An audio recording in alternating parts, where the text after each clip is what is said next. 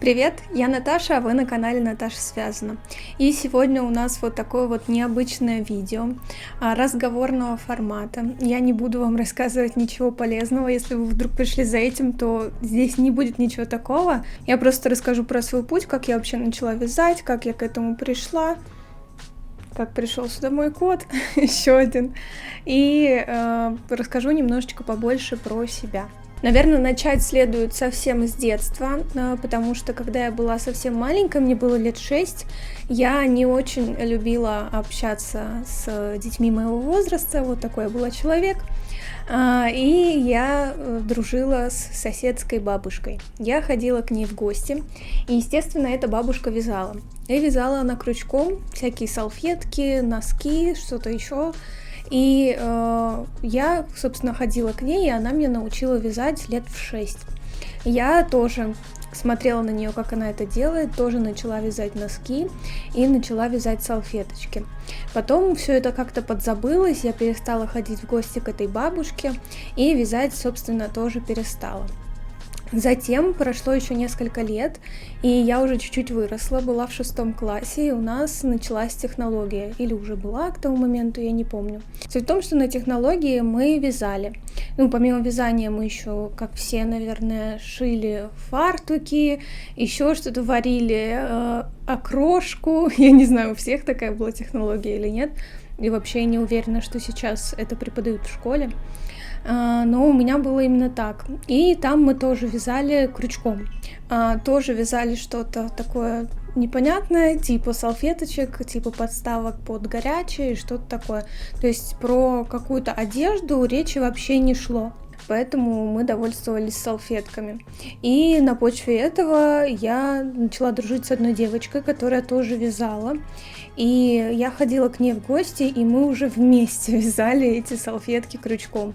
Так продолжалось на протяжении где-то, наверное, полугода точно. Я регулярно раз в неделю ходила к ней в гости, и мы навязали какие-то горы салфеток. Моя бабушка была просто в восторге, потому что можно было обложить этими салфетками телевизоры. Телевизор был один, но все можно было обложить этими салфетками. Ничего другого я в своей жизни до этого не слышала, что можно что-то еще вязать крючком. На моменте детства это, наверное, все.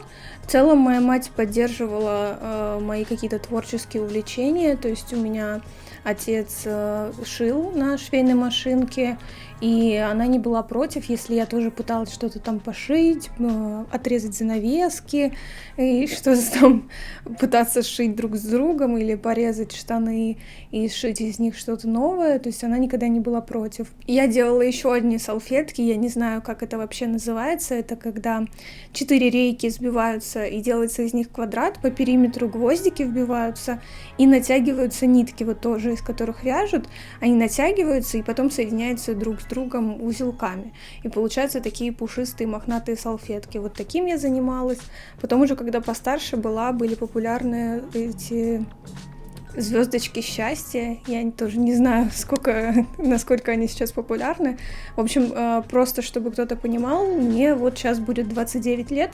Я не уверена, что все в курсе об этом, но я довольно взрослая. И в те времена, когда мое было детство, и поэтому в то время, когда было мое детство, возможно, оно чем-то немножечко отличается или отличалась от вашего детства, поэтому не обессудьте. О детстве, наверное, все, что я хотела рассказать вам на тему вязания. Дальше уже был путь более такой полноценный, потому что я научилась вязать спицами. Мне было 19 лет, я в то время работала в квестах, может быть, кто в Москве знает квесты «Клаустрофобия», это был 13-й год.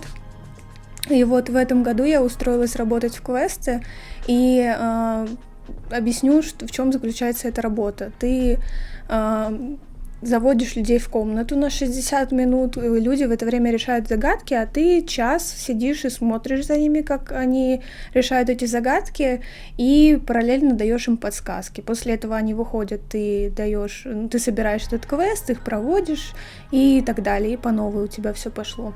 И суть в том, что час тебе нужно сидеть и смотреть за людьми. А на какой-то момент, на какой-то год работы, я там в общей сложности проработала 4 года, мне стало сложновато просто сидеть и пялиться в экран. Много кто там учился, потому что очень много студентов было на тот момент.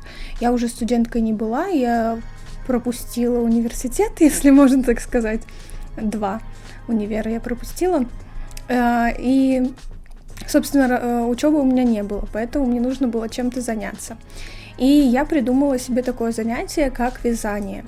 И я в тот момент взяла самую тонкую пряжу вообще, которую только можно было придумать. Это, скорее всего, что-то было из акрила, но это не важно. Суть в том, что, мне кажется, спицы были 2 миллиметра или 2,5 миллиметра. И я пыталась вязать на них шарф резинкой 1 на 1. Это когда ты вяжешь одну лицевую, одну изнаночную петлю. И я вязала неделями. Мне кажется, это происходило очень долго. Я провязала вот где-то около метра я провязала шарфа, но все равно он был недостаточно длинный, я потом бросила и плюнула. Это, знаете, это такое вязание, где ты просто вяжешь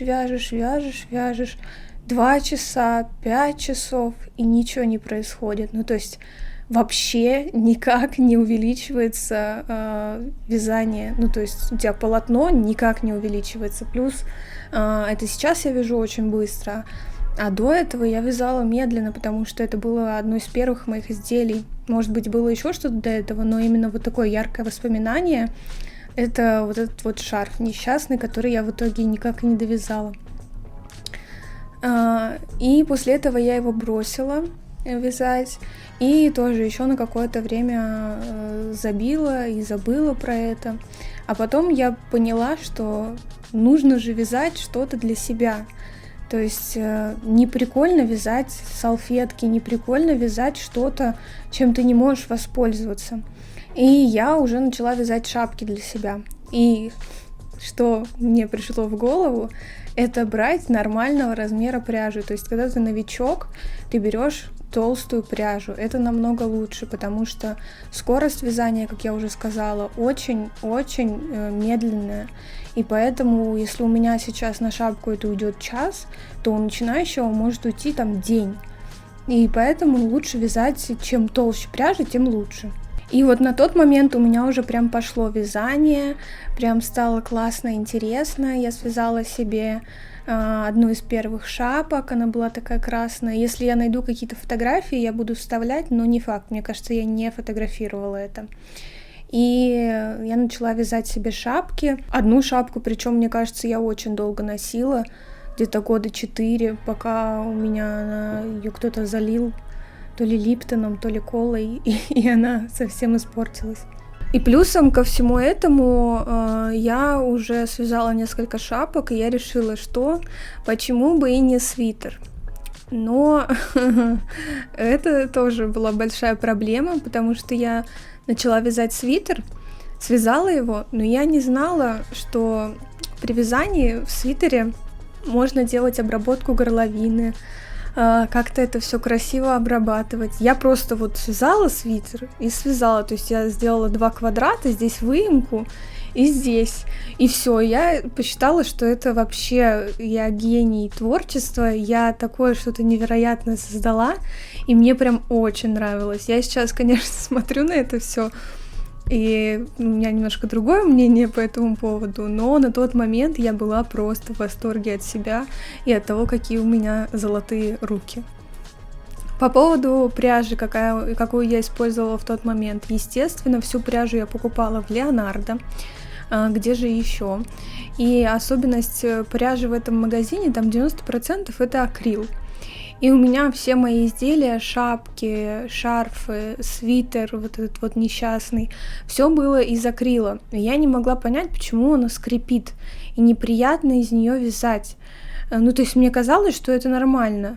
но такое неприятное ощущение, у тебя прям скрип идет, когда ты вяжешь. Это я уже потом поняла, что дело в составе пряжи, и на самом деле, если у вас нормальная пряжа, то она не скрипит, а скрипит именно вот акрил. И на какой-то момент, когда я стала вязать не из акрила, я стала открещиваться от акрила на 200%. Я вообще говорила, что ни грамма акрила не будет присутствовать в моих изделиях. Сейчас у меня уже это все отбалансировалось, я и из акрила тоже могу вязать не из 100%, но если там какой-то процент акрила в составе есть, мне уже не критично. Но на какой-то момент я стала вязать только из натуральной пряжи. Буду сейчас немножко скакать по временным промежуткам, потому что после этого у меня опять был какой-то перерыв, я не вязала долго, не знаю, с чем это было связано, но потом через 4 года я ушла из квестов, и, может быть, у меня был перерыв в вязании 2 года. Я ушла из квестов и устроилась работать на другую работу. Я пришла в рекламное агентство. И там, естественно, вязать уже было не то, чтобы можно, потому что когда ты работаешь в рекламном агентстве, ты работаешь прям активно. Но так было до поры до времени, пока я не стала продюсером. Я не вязала долго, а потом я стала продюсером, и, например, у меня была задача отсмотреть ролик, который идет 4 часа, и дать правки по этому ролику. Ну, это значит написать, где были какие-то ошибки. И что делать эти 4 часа? У меня, например, на день 2 ролика вот этих вот. И уже там начиналось что-то между удаленкой, я в офисе начала вязать, и потом на удаленке еще начала вязать, потому что по-другому, невозможно. Мне прям плохо было, когда ты просто сидишь 4 часа. И я действительно начала вязать во время отсмотра роликов. И вот в тот момент уже пошло-поехало, с тех пор я не бросаю, получается, с 2018 года я непрерывно вяжу. Это с тех пор, как я стала продюсером, как я уже сказала. И вот тогда я уже финально, мне кажется, начала оттачивать свои навыки, и я уже стала вязать носки и для мамы, и для родственников, и подружки у меня стали спрашивать про носки. И я всем уже начала вязать, всех обвязывала, тоже все было классно, прикольно, интересно. И у меня начали заказы сыпаться. И я, естественно, их брала, но мне было настолько стыдно и настолько неприлично называть какие-то большие суммы, что я все время работала в ноль. То есть мне говорили, вот сколько будет там носки стоить? Я говорю, 1000 рублей. А у меня пряжа Реги, которая стоит 980 рублей с доставкой. И я такая, ладно. Понятно, я сейчас бы поняла, что если носки стоят 1000 рублей, то это не из Реги, то это из Ализе носки были бы. Но это я сейчас так думаю. А тогда я такая, надо же качественно, надо же хорошо, надо же вот так вот все классно делать. И поэтому я зарабатывала от 0 до 20 рублей. И мне это все, если честно, не очень нравилось, потому что это неприятно, когда ты вкладываешь силы, при том, что очень много сил на это уходило, и я вкладывалась, а денег с этого никаких не получала.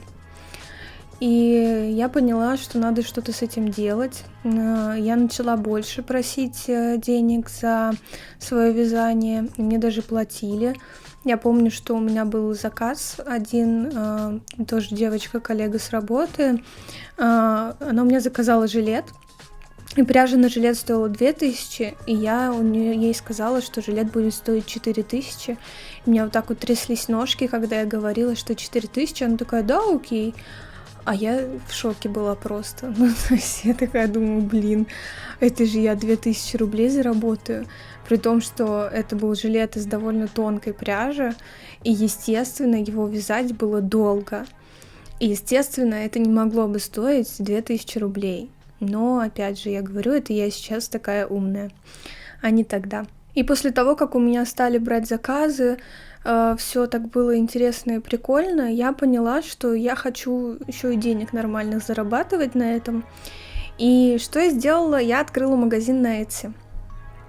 С Etsy у меня было 2 периода, оба были успешными, пока сами знаете, что не случилось. Вот с этим у меня отдельная проблема и боль до сих пор, но мы еще до этого дойдем. Собственно, я завела магазин на Etsy. Буквально, мне кажется, я успела запрыгнуть в последний вагон, потому что, не прям последний, мне кажется, там через год или через полгода уже закрыли регистрацию для России. Я не помню, в каком-то, в 2020 году было или в 2021, мне кажется, в 2020. Суть в том, что я открыла магазин на Etsy, и я посмотрела мастер-класс по вязанию лифчиков. И мне это так понравилось, что я подумала, я нигде не видела вязаных лифчиков до этого. Буду их вязать и продавать.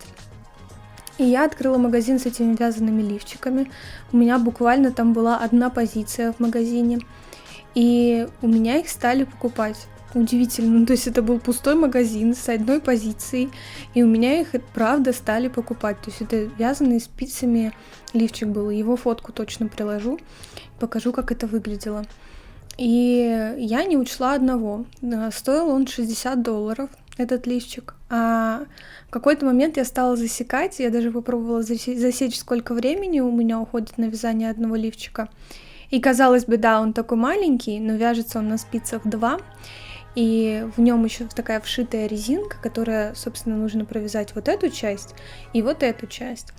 И от размера еще зависит. У некоторых эльки, соответственно, еще больше. И я посчитала, часов 18 чистой работы у меня выходило на один лифчик. Сами понимаете, 18 часов работы и $60 за вычетом еще доставки, за вычетом пряжи. То есть получалось очень мало. Но я в тот момент также этого не поняла. И что я делала? Мне прилетали заказы, я их брала, потому что там нельзя было не брать заказы, у тебя купили, он тебе приходит. И у меня в какой-то момент разом пришло 6 заказов. И я не понимала, что делать. Да, умная Наташа из 2023-го скажет, найми помощницу, у тебя же идет бизнес, все классно, давай, нанимай помощницу и справляйся. Нет, что сделала я? Я начала вязать их по ночам, круглосуточно я их вязала. И когда я довязывала последний лифчик, я закрыла свой магазин на Etsy, вообще закрыла, удалила все. И я поняла, что я больше не могу вязать, меня тошнит от этого. Потому что, представляете, я несколько недель вязала непрерывно одно и то же, вот эти вот все сумасшедшие лифчики. Я вязала, отправляла их, и вот этот вот был ужасный круговорот. И до сих пор, как вспомню, мне прям плохо. И я где-то полгода, почти год, я вообще не вязала. Вот я наврала, что у меня не было перерывов в вязании, был вот этот вот один мой депрессивный эпизод. И да, после этого я прям бросила вязать, и я думала, что я больше никогда не буду этим заниматься. Я отдала все свои спицы, отдала всю свою пряжу, и все. Я решила, что мне это больше не нравится, и я больше этим заниматься не буду. Потом прошло где-то полгода-год, я отошла, немножко у меня выгорание мое пошло на спад, и я подумала, что я открою Etsy еще раз. Точнее, я сначала начала просто вязать для себя, потом для друзей. И после этого я все-таки решила открою Etsy. И тогда были популярны, это вот уже мы подходим к настоящему времени, были популярны балаклавы. И я, собственно, до этого я долго работала с психологом. Сейчас бы была классная интеграция одного небезызвестного сервиса, но здесь ее не будет. И я долго занималась психологом, прорабатывала ту тему, что я хочу проявляться как блогер, потому что я с 2012 года об этом мечтала. И я не могла этого делать, это было очень сложно. И я, собственно, эту тему с психологом проработала, и я поняла, что я хочу двигаться и в сторону Etsy, и в сторону блога. И тогда именно я сделала мастер-класс на балаклаву, он до сих пор лежит на канале. Сколько ему времени? Год, наверное, прошел, может, 1,5.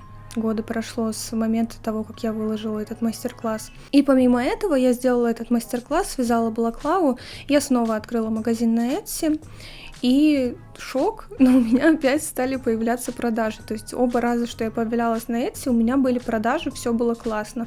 Балаклавы тоже стали покупать, тоже в отличном количестве. Но здесь я уже была умнее. Я понимала, что балаклаву вязать 2-3 часа.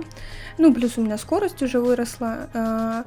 И я понимала, что даже если у меня в день придет 2 заказа, я спокойно их выполняю. И плюсом я вязала на наличие. То есть у меня на каждой позиции 1-2 балаклавы уже были готовы. То есть мне приходит заказ, я сразу же его просто упаковываю и отношу на почту. То есть вообще никаких проблем не было. И так мой магазин просуществовал несколько месяцев, все было хорошо, плюсом я завела YouTube-канал, тоже все было классно. Ну, помимо YouTube-канала, я до этого еще завела TikTok, выходила в прямые эфиры, тоже аудитория начинала расти. А потом случилось то, что случилось в феврале, и мой магазин на Etsy заблокировали, как и заблокировали магазин у всех русских женщин, мужчин, всех русских пользователей, и закрыли TikTok. Ну, закрыли TikTok попозже, но суть в этом. И про этот период я не сильно сейчас буду его касаться, если потом вдруг вы захотите какую-то более личную историю от меня послушать, я, может быть, ее расскажу на канале. Но суть в том, что долгое время я не знала, что делать, потому что у меня было 2 радости, это TikTok и Etsy, ну, в плане вязания. И у меня сначала забрали Etsy, потом забрали TikTok. И тоже был такой сложный период в этом плане. Но вот сейчас, как видите, я на Ютубе, все хорошо. И теперь я могу жить нормально и вязать. И я немножко переформатировала свой блог. Мне нравится, что я могу появляться лицом к вам, что я могу разговаривать, говорить какие-то свои мысли, и кому-то они интересны. Да, вас пока немного, но я ценю каждого, кто есть на моем канале.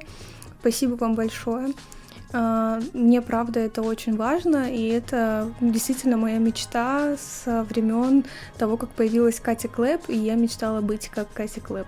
Да, действительно, так было. По поводу планов, которые я могу рассказать на этот канал и что я вообще сейчас делаю. Сейчас я стараюсь выпускать мастер-классы на какие-то вязальные штуки, которые трендовые, популярные. И это такая вся немножко, может быть, зумерская история, но мне это нравится. Но, наверное, эту одежду я не совсем могу применить в своем гардеробе, потому что, как я уже говорила, я взрослая женщина, которая, ну, это в целом не очень вписывается в мой стиль, то есть я сейчас работаю под запрос, то есть меня много кто просит, например, связать штаны паутинку, я их свяжу, я выпущу, много кто просит связать сумку сердце, я тоже ее выпущу, но именно для применения в своем гардеробе я, наверное, не буду этого использовать, то есть мне некуда такие штуки носить, и поэтому со временем, вот сейчас будет лето, я буду выпускать трендовые штуки, а начиная с осени я хотела бы все-таки выпускать какие-то вещи, которые в том числе интересны мне. Это свитера с спицами, это кардиганы с спицами, что-то такое более спокойных, более пастельных оттенков, то, что больше нравится мне. Я надеюсь, что вам тоже это очень понравится. Вот на этом все. Надеюсь, не сильно затянула с рассказом про свой вязальный путь. Спасибо вам тем, кто со мной, кто меня смотрит. Если вы не в первый раз на этом канале, но еще не подписаны на него, пожалуйста, подписывайтесь, мне будет очень приятно. И, как видите, здесь сейчас будут выходить не только мастер-классы, но и какие-то мои вязальные мысли, да и не только вязальные. Еще раз всем спасибо, всех обняла и пока-пока.